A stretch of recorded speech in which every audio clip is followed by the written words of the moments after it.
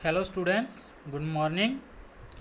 जैसा आप सभी बच्चों को पता ही है कि हमारा जो चैप्टर है वाटर चैप्टर चल रहा था, उसके हमने 4 पार्ट कंप्लीट कर लिए थे। जैसा लास्ट पार्ट था हमारा पार्ट 4, उसमें हमने वाटर के रिलेटेड कुछ डिजीज़ की थी जो कंटेमिनेटेड वाटर के साथ होती हैं। तो आज हम लोग जो हमारा टॉपिक है वो है need to conserve water. Need to conserve water कि हम लोग जो वाटर है उसको कंजर्व क्यों करते हैं, क्या ज़रूरत पड़ती है हमको।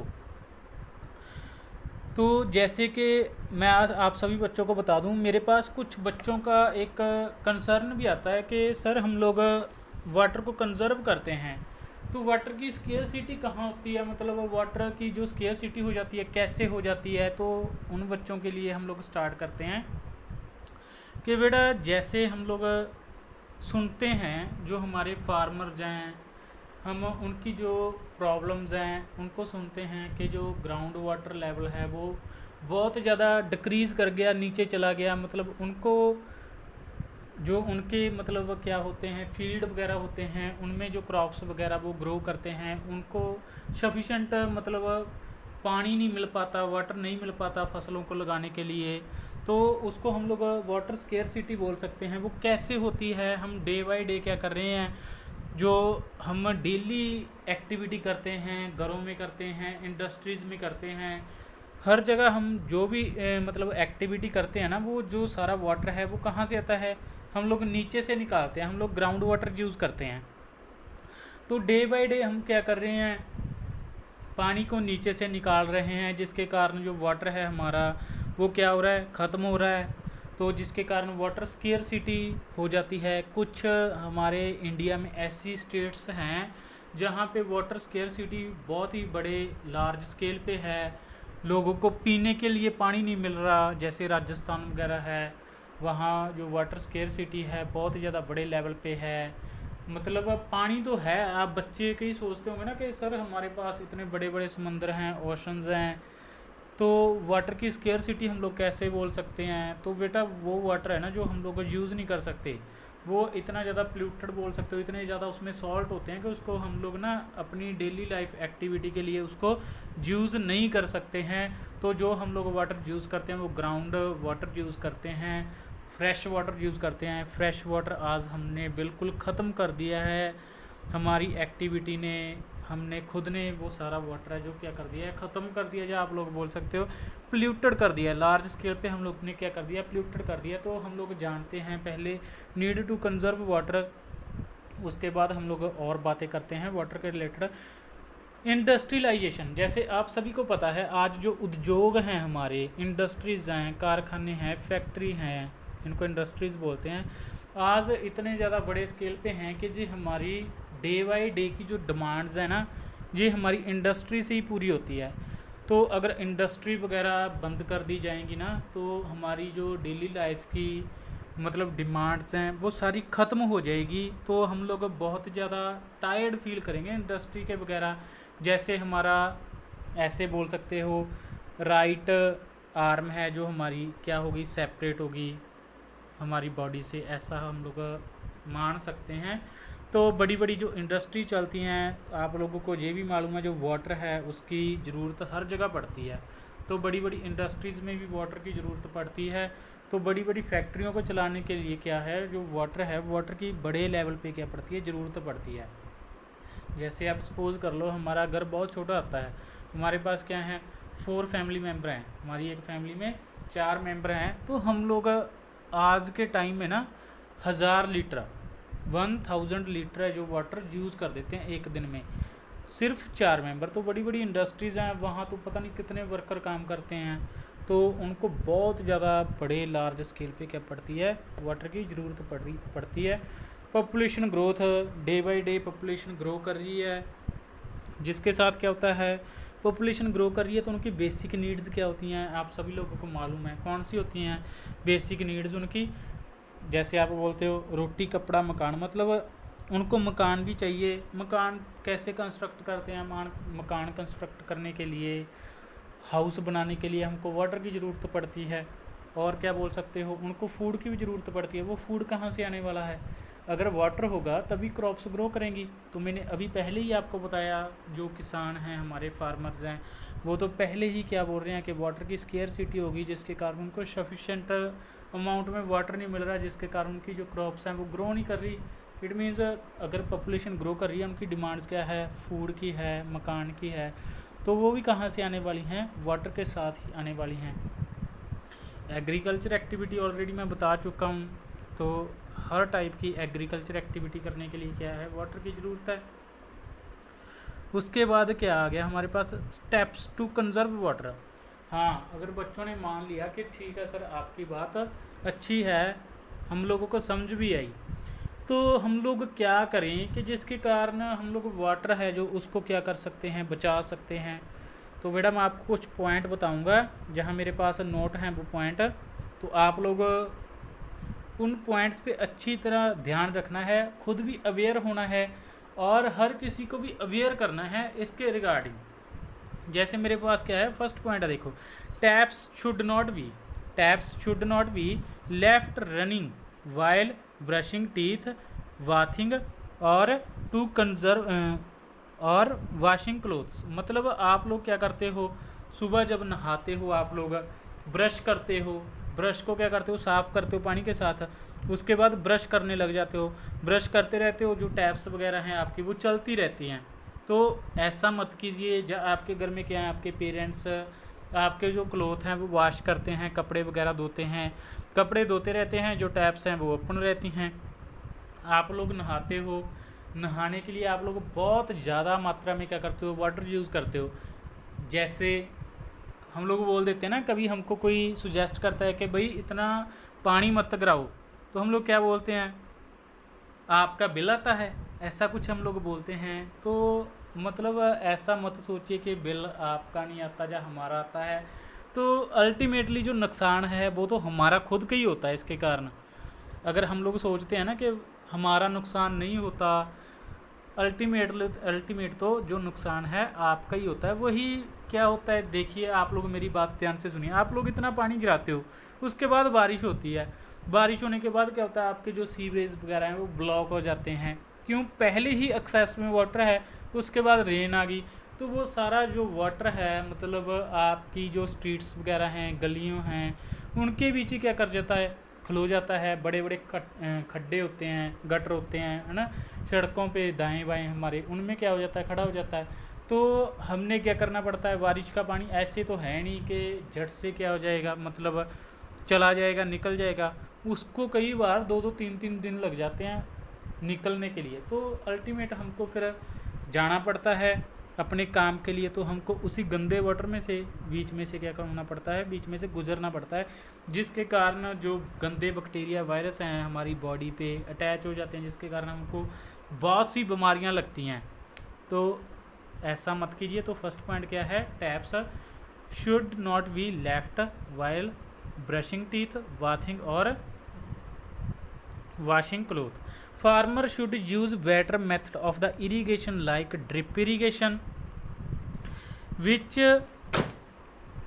water is supplied plant to drop by drop to save the water. तो क्या है, जो फार्मर्स है ना हमारे, वो भी बोलते हैं आज के हमारा जो वाटर लेवल है बहुत ज़्यादा डिक्रीज़ कर गया। तो वो भी क्या करते थे पहले, ऐसे मतलब जो मशीन वगैरह होती थी, इंजन वगैरह, मोटर वगैरह चलाकर छोड़ देते थे, पानी चलता रहता था। तो मतलब पानी फील्ड को देना पड़ता था, जिसके कारण बहुत ज़्यादा दूर होते हैं फील्ड, आप लोगों को मालूम है, जो मोटर लगी होती है बहुत ज़्यादा डिस्टेंस पे लगी होती है, जिसके कारण जो पानी है ना एक प्लेस से दूसरी प्लेस पे ट्रैवल करता है।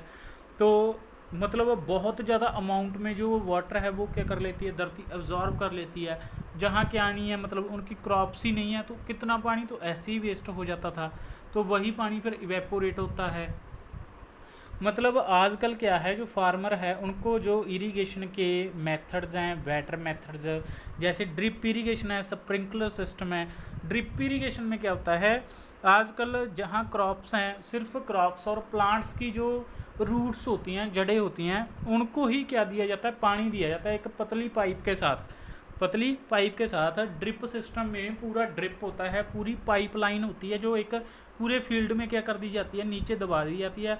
सिर्फ जो पानी है ड्रॉप बाय ड्रॉप जो जहाँ क्रॉप्स हैं उनकी मतलब रूट्स में ही जाता है, जिसके कारण कम मात्रा में पानी के साथ हम लोग क्या कर सकते हैं, क्रॉप की बहुत ज़्यादा प्रोडक्शन ले सकते हैं, जिसके कारण हमारा जो वाटर है बहुत ज़्यादा लार्ज स्केल पे क्या होता है, कंजर्व होता है।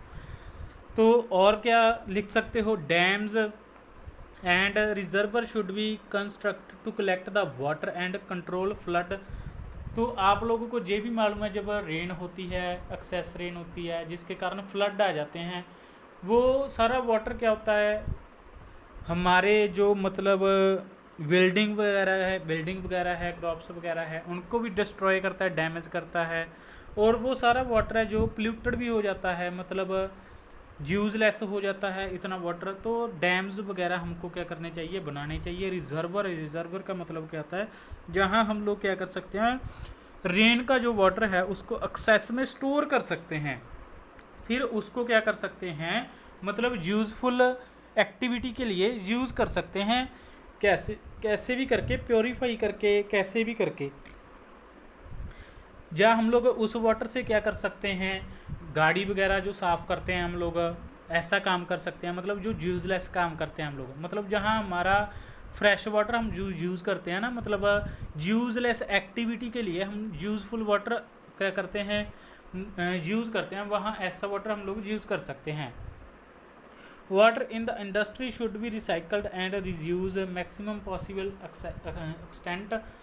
मतलब बड़ी बड़ी इंडस्ट्री जैसे मैंने बोला, वहाँ लार्ज स्केल पे क्या होती है, वाटर की ज़रूरत होती है। तो उन इंडस्ट्री वालों को ये होना चाहिए कि वो जो वाटर यूज़ कर रहे हैं उसको ज़्यादा से ज़्यादा एक्सटेंट तक क्या करें, उसको रियूज़ करें, रिसाइकल करें, वही पानी को बार बार क्या करें, यूज़ करें, जिसके कारण क्या है, वाटर स्केर्सिटी है उसको दूर किया जा सकता है।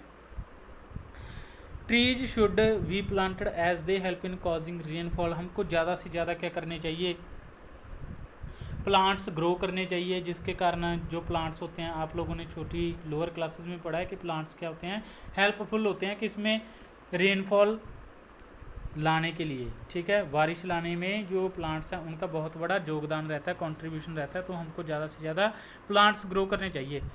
Rain water harvesting should be practice, it is done by allowing rain water falling on the roofs building to flow into the deep trench in the ground. हमको जो रेन वाटर है उसको हार्वेस्ट करना चाहिए, उसको कंजर्व करना चाहिए, उसको बचाना चाहिए। जो हमारी रूफ्स हैं, मतलब घरों की छत होती है, टेरेस बोल देते हो, वो ऐसे स्लाइंट बनानी चाहिए, जिसके कारण क्या है, उसके ऊपर जो पानी गिरता है वो जड़ से नीचे आ जाए, और वो पानी सारा इकट्ठा करके हमको मतलब ग्राउंड के बीच, डीप ग्राउंड के बीच उसको क्या करना चाहिए, छोड़ना चाहिए, ताकि जो हमारा जो वाटर लेवल डिक्रीज़ हुआ है वो राइज अप हो जाए। Leaking taps and pipes should be repair at the earliest.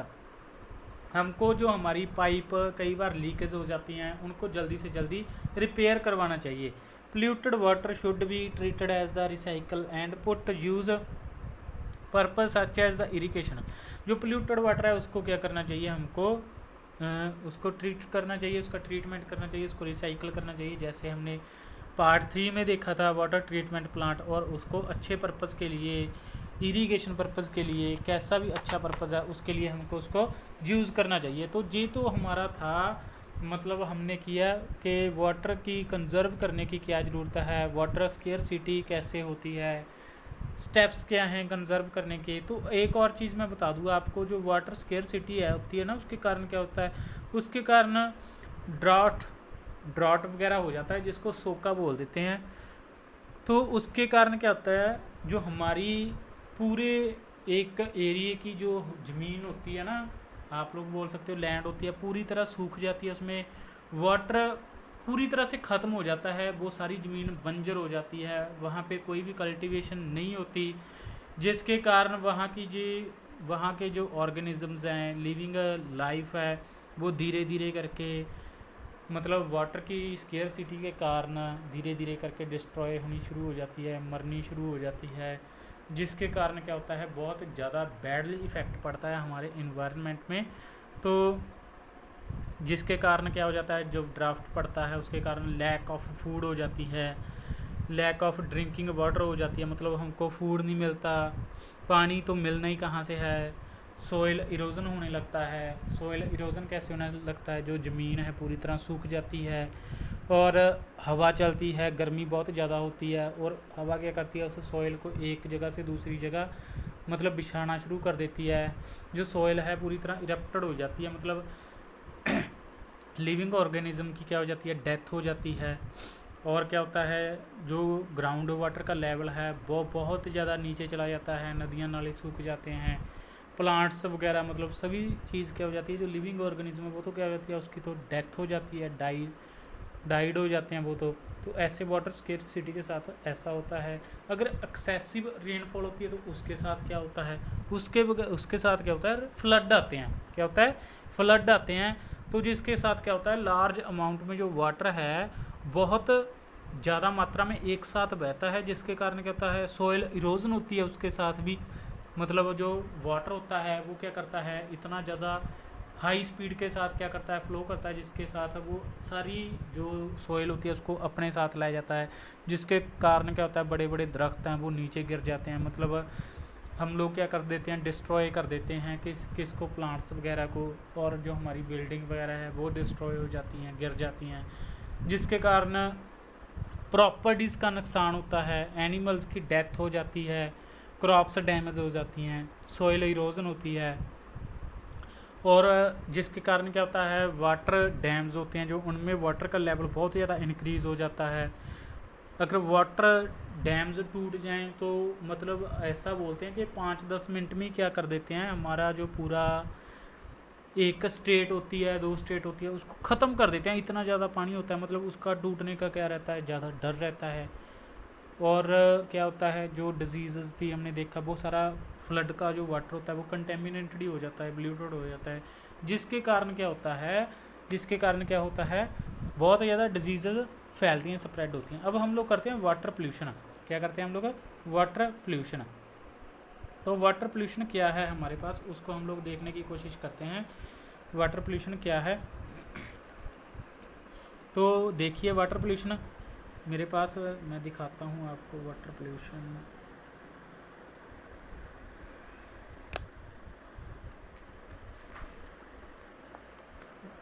आपको होप अच्छी तरह दिखाई दे रहा होगा।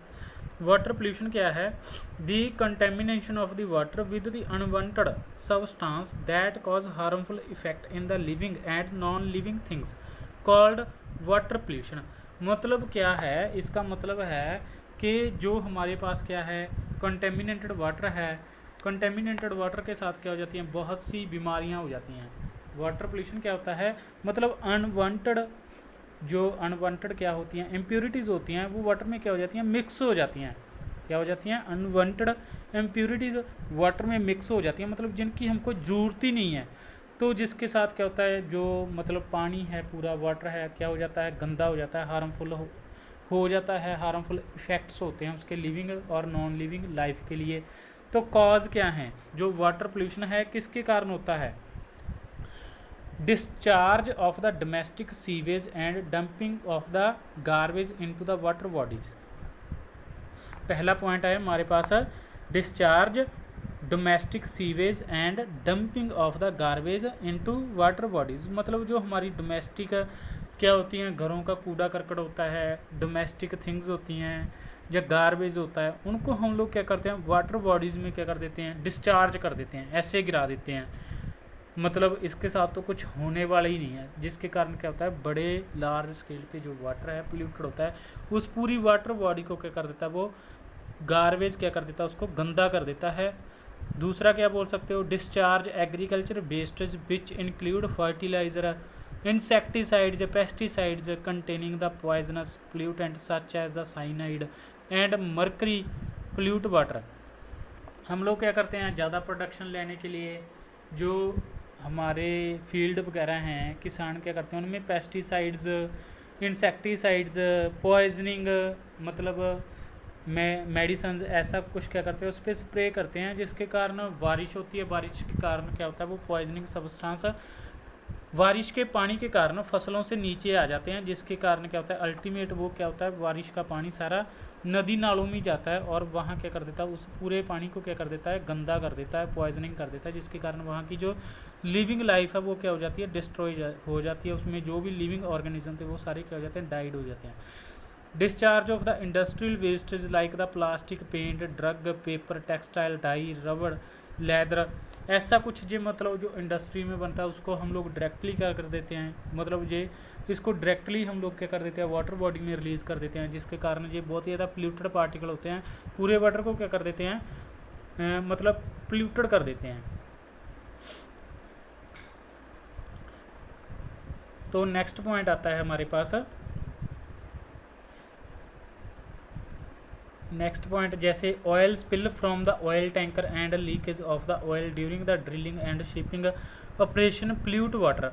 जैसे ऑयल स्पिल बड़ी बड़ी रिफाइनरी वगैरह होती हैं जहाँ ऑयल को क्या करते हैं, प्योरीफाई करते हैं, मतलब वो क्या करते हैं, ऑयल ड्रम्स होते हैं जो उनको क्या करते हैं वाटर के साथ साफ़ करते हैं, और कहीं से लीकेज होती है ऑयल की, वो सारा ऑयल क्या है जब ड्रिलिंग करते हैं, ड्रिलिंग का मतलब जब ऑयल को धरती में से बाहर निकालते हैं, क्रूड ऑयल बोलते हैं उसको, ऐसा करते समय मतलब ऑयल है जो सारा क्या होता है डायरेक्टली और इनडायरेक्टली वे से वाटर में क्या हो जाता है, मिक्सअप हो जाता है, जिसके कारण क्या होता है, वाटर होता है जो आप लोगों को मालूम है, ऑयल होता है वाटर के ऊपर एक लेयर बना लेता है, जिसके कारण वाटर में ऑक्सीजन एंटर होनी क्या हो जाती है, बंद हो जाती है, और वहाँ की जो लिविंग ऑर्गेनिज्म होते हैं वो सारे क्या हो जाते हैं, विदाउट ऑक्सीजन मर जाते हैं, उनकी डेथ हो जाती है।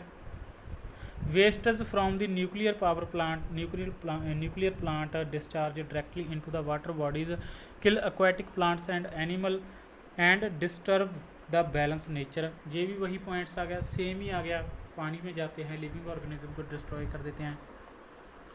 इसके बाद हम लोग करते हैं प्रिवेंशन, कि हम लोग कैसे प्रिवेंट कर सकते हैं। Water treatment plant should be install in the industrial area. हमने वाटर ट्रीटमेंट प्लांट कर लिया, वैसे प्लांट हर इंडस्ट्रियल एरिया में लगाने चाहिए ताकि वो जो अपना वाटर क्या करते हैं, गंदा करते हैं, उसी को क्या करें, प्योरीफाई करें और उसको दोबारा यूज़ करें। Sewage, agriculture, industrial waste should not be treated properly before being release into the water bodies. मतलब ये बोल रहा है कि जो हम लोग ये वेस्टेज है इसको क्या करते हैं, वाटर बॉडी में रिलीज़ करते हैं। ये पॉइंट बोल रहा है कि उनको रिलीज़ करने से पहले, उनको वाटर बॉडी में रिलीज़ करने से पहले उनको प्रॉपरली ट्रीट करो, उनको ट्रीट करो, मतलब उनको क्या कर लो, अच्छी तरह प्योरीफाई कर लो, फिर उसको वाटर बॉडीज़ में रिलीज़ करो। ये पॉइंट ऐसा बोल रहा है, लेकिन मैं इसके साथ क्या नहीं हूँ, कोऑपरेट नहीं कर सकता मैं इस पॉइंट के साथ। ये पॉइंट बिल्कुल आप लोग ऐसे बोल सकते हो कि हमको ये sewage, agriculture, industrial wastage water bodies में रिलीज़ करनी नहीं चाहिए। क्यों करनी चाहिए, तो हमको अवॉइड करना चाहिए, इसको क्या नहीं करना चाहिए, वाटर बॉडीज़ में कभी भी रिलीज़ नहीं करना चाहिए। Proper toilet facility should be provide to people. जो टॉयलेट फैसिलिटी हैं वो लोगों को अच्छी तरह देनी चाहिए, प्रॉपर तरीके से देनी चाहिए। इसकी मैं एग्जांपल आप लोगों को लास्ट में बताता हूँ। ये पॉइंट अच्छा है, इसको आप लोग घरों में भी क्या करना, यूज़ करना। Use of environment friendly house hold product, washing powder, मतलब इस पॉइंट में बोल रहा है कि हम लोगों को ऐसे प्रोडक्ट यूज़ करने चाहिए जो क्या हो, एनवायरनमेंट फ्रेंडली हो। क्या हो, एनवायरनमेंट फ्रेंडली हो। इन्वायरमेंट फ्रेंडली का मतलब कि जैसे हमने टॉयलेट साफ़ करना है, कपड़े वॉश करने हैं, हम लोगों को मालूम है कि इनके बिना हमारी ज़रूरत पूरी होने वाली नहीं है अगर ऐसा नहीं करोगे। हाँ करना चाहिए, लेकिन ऐसे सब्सटेंस के साथ, ऐसे प्रोडक्ट के साथ क्या करना चाहिए, हमको साफ़ करना चाहिए, मतलब जिसका हमारे इन्वायरमेंट पे और वाटर पे और लैंड पे बैड इफ़ेक्ट ना पड़े, और हमारी जो क्लीनिंग है वो भी अच्छी तरह हो जाए और हमारे इन्वायरमेंट पे उस पर बैड इफेक्ट ना पड़े।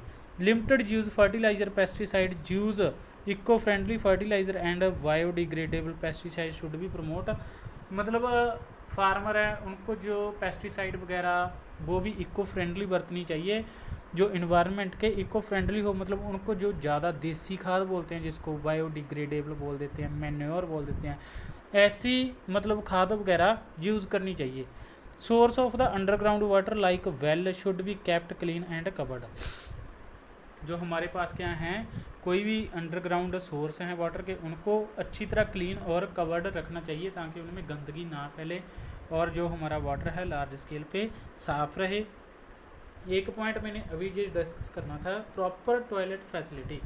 जैसे इस पॉइंट के साथ देखो, आप लोग क्या करते हो, वॉशरूम वगैरह जाते हो, वॉशरूम जाने के बाद आप लोग क्या करते हो, पीछे टैंकी लगी होती है, उस टैंकी का आप लोग क्या करते हो, बटन प्रेस करते हो, जिसके साथ क्या होता है, आपका 10 लीटर मिनिमम 10 लीटर वाटर है जो आप एक टाइम पे मतलब वॉशरूम के लिए रिमूव कर देते हो। तो एक दिन में आप लोग कम से कम मिनिमम 5 टाइम्स वॉशरूम जाते होंगे। इट मीन्स एक फैमिली मेंबर एक दिन में 50 लीटर पानी 50 लीटर पानी है जो अपना वॉशरूम रिमूव करने के लिए क्या करता है, यूज़ करता है। अगर घर में 4 मेंबर है तो मतलब आपने 200 लीटर पानी तो वॉशरूम रिमूव करने के लिए यूज़ कर दिया। तो मतलब क्या है, इसका सीधा मतलब ये है कि जब भी आप लोग वॉशरूम वगैरह जाते हो, हाँ ठीक है, अगर आप लोग वाटर को क्या नहीं करोगे, वहाँ से वाटर सप्लाई नहीं करोगे तो वॉशरूम वहीं पे क्या होता है, खड़ा रहता है, जिसके कारण क्या हो जाता है, मतलब बदबू फैलनी शुरू हो जाती है, स्मेल मारनी शुरू हो जाती है। हाँ, मैं आपके साथ बिल्कुल सहमत हूँ। अगर आप लोग ऐसा नहीं करोगे तो ऐसा होता है, जिसके कारण और भी ज़्यादा मतलब बीमारी फैलने का ख़तरा रहता है।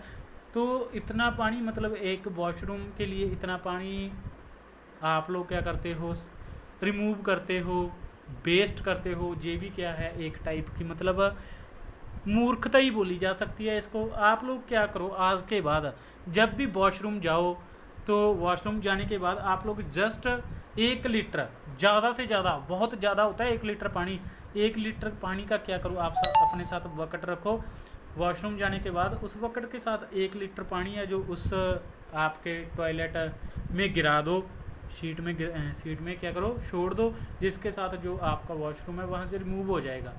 तो 1 लीटर के पानी के साथ भी वो रिमूव हो रहा है और 10 लीटर के साथ भी। तो आपको क्या करना चाहिए, जस्ट 1 लीटर पानी या उससे भी कम में अगर हो सकता है तो उसको रिमूव करना चाहिए, ना कि हमको पीछे टैंकी का बटन प्रेस करना चाहिए। तो होप आपको ये पॉइंट बहुत अच्छे से समझ आए होंगे और आप इनको अपनी डेली लाइफ में अच्छी तरह यूज़ भी करोगे और दूसरे लोगों को भी अवेयर करोगे कि वाटर पोल्यूशन के साथ क्या होता है, क्या इफ़ेक्ट्स हैं। आने वाले टाइम में वाटर की बहुत ज़्यादा बड़े स्केल पे क्या होने वाली है, कमी होने वाली है, स्केर्सिटी होने वाली है, जिसके कारण जो वाटर है बहुत ही ज़्यादा उसके प्राइस हैं वो एक्सेस हो जाएंगे, राइज अप हो जाएंगे। तो आप वाटर को मतलब जो आज वेस्ट कर रहे हो ना, उसको देखने के लिए भी तरसने वाले हो, तो प्लीज़ ऐसा मत कीजिए, बी कोऑपरेट। और अच्छे पॉइंट्स थे, सबको इसके रिगार्डिंग अवेयर कीजिए। थैंक यू, आज का हमारा टॉपिक इतना ही था। थैंक यू सो मच, इसको अच्छी तरह सुनना और अपनी डेली लाइफ में अप्लाई करना।